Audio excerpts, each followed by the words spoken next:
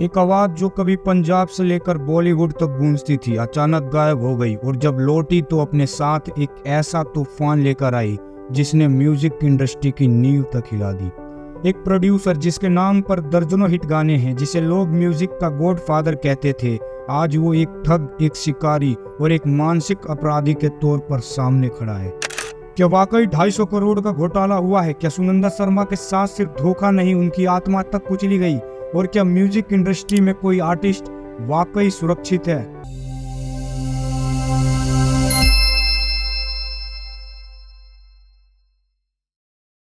सुनंदा शर्मा एक नाम जो पंजाबी म्यूजिक इंडस्ट्री की रौनक थी। पंजाब के छोटे से गांव फतेहगढ़ में जन्मी ये लड़की सपने तो देखती थी मगर उसे पूरा करने का कोई रास्ता नहीं मिलता था। बचपन से ही उन्हें गाने का शौक था। वो जब भी अकेली होती कुछ न कुछ गुनगुनाने लगती। स्कूल में, कॉलेज में, हर जगह लोग उनकी आवाज की तारीफ करते, लेकिन उन्होंने कभी सीरियसली नहीं सोचा था कि यही आवाज उनकी पहचान बन जाएगी। उनके पास न कोई प्रोफेशनल ट्रेनिंग थी, न कोई बड़ा प्लेटफॉर्म, लेकिन फिर भी उनके अंदर अपने टैलेंट को दुनिया के सामने रखने का जुनून था।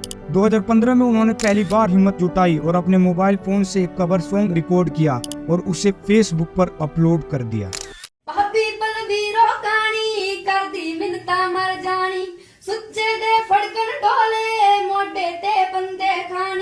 ये सॉन्ग इतना वायरल हुआ कि लाइक्स और शेयर की बारिश होने लगी। लोग उनके नेचुरल वॉइस, सादगी और देसी अंदाज के कायल हो गए।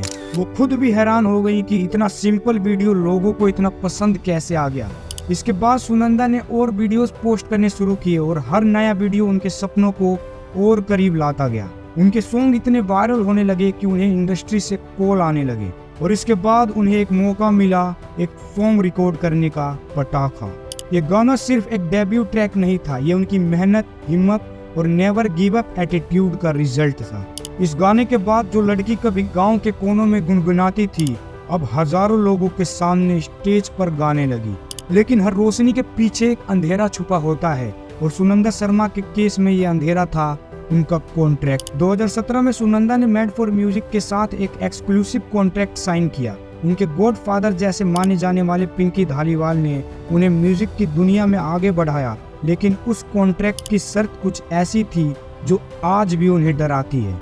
इस कॉन्ट्रैक्ट के साइन करने के बाद ना ही वो अपनी मर्जी से कोई गाना बना सकती थी और ना ही कोई ब्रांड डील कर सकती थी, और जो भी उनके सॉन्ग से कमाई होती वो सीधी कंपनी के पास जाती और उनके हाथ में मिलती सिर्फ एक मामूली सी फीस। लेकिन उस वक्त सुनंदा को कुछ नहीं दिखा, क्योंकि उनकी आंखों में सिर्फ सपना था सिंगर बनने का। 7 सालों तक उन्होंने इस सिस्टम में काम किया। शुरू में सब ठीक था, लेकिन धीरे धीरे चीजें बदलने लगी। 2023 में उनका आखिरी गाना आया, उसके बाद जैसे वो गायब ही हो गई। ना कोई शो, ना कोई पोस्ट और ना कोई इंटरव्यू।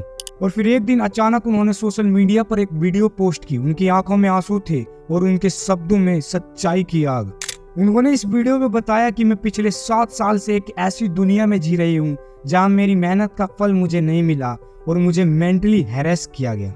पिंकी धालीवाल ने मेरे नाम पर करोड़ों की डील्स की, मेरे बैंक अकाउंट को एक्सेस किया और मुझसे करोड़ों की कमाई छीन ली। इसके बाद सुनंदा शर्मा ने पिंकी धालीवाल के ऊपर 250 करोड़ के धोखाधड़ी का आरोप लगाया और FIR दर्ज करवाई और पिंकी धालीवाल अरेस्ट हुए। लेकिन फिर कहानी में एक नया ट्विस्ट आया।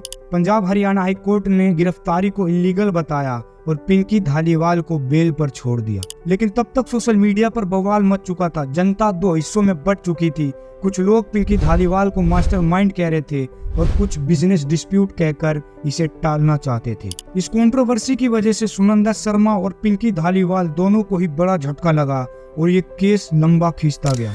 आज तक इस केस की सुनवाई चल रही है। पिंकी धालीवाल बेल पर बाहर हैं, लेकिन सुनंदा शर्मा की लीगल टीम मजबूत तरीके से केस लड़ रही है। लेकिन एक चीज साफ है, सुनंदा शर्मा अब चुप नहीं रहने वाली। वो इस कॉन्ट्रैक्ट सिस्टम को जड़ से खत्म करके ही मानेगी। ये सिर्फ सुनंदा शर्मा के साथ ही नहीं हुआ, पंजाबी म्यूजिक इंडस्ट्री में बहुत से सिंगर के साथ ऐसा खेल खेला जा रहा है। हमने अपनी इस वीडियो में बताया था कि काका के साथ भी सेम ऐसा ही फ्रॉड हुआ है। इस इंडस्ट्री में आर्टिस्ट को आवाज नहीं दी जाती, बस उनका इस्तेमाल किया जाता है। स्काई डिजिटल और मेड फॉर म्यूजिक जैसे लेबल्स अगर नाराज हो जाए तो एक आर्टिस्ट का करियर वहीं खत्म हो जाता है और इसलिए बाकी कलाकार आज भी चुप है। जब सुनंदा शर्मा जैसी टॉप सिंगर इस कॉन्ट्रैक्ट ट्रैप में फंस सकती है तो सोचिए नए आर्टिस्ट के साथ क्या होता होगा। एक साइन और आपकी क्रिएटिविटी और आज़ादी खत्म। बाहर गाना नहीं गा सकते, ब्रांड डील्स नहीं कर सकते, और इससे बाहर निकलना चाहे तो सालों लग जाते हैं। जस मानक ने भी गीत MP3 के साथ ऐसा ही झेला। इसलिए दिलजीत दोसांझ, करण औजला और सिद्धू मूसेवाला जैसे आर्टिस्ट ने इंडिपेंडेंट रहना चुना, क्योंकि जब आपका माइक आपके पास हो तो आवाज आपकी ही होती है। लेकिन ये आज़ादी भी एक कीमत पर आती है, रिसोर्सेज, पैसा और संघर्ष। अब सवाल ये है, क्या सुनंदा शर्मा सच बोल रही है या फिर ये एक नाखुश आर्टिस्ट का गुस्सा है? क्या पिंकी धालीवाल वाकई इतना ताकतवर है कि कोर्ट में भी मामला पलट गया, या फिर ये म्यूजिक इंडस्ट्री का एक और काला सच है जिसे हम सब अनदेखा करते हैं? एक बात तो साफ है कि सुनंदा अब चुप नहीं रहने वाली, और शायद अब किसी आर्टिस्ट को भी चुप नहीं रहना चाहिए। आपको क्या लगता है, सुनंदा शर्मा सही कर रही है या फिर गलत? कमेंट में जरूर बताएं। धन्यवाद।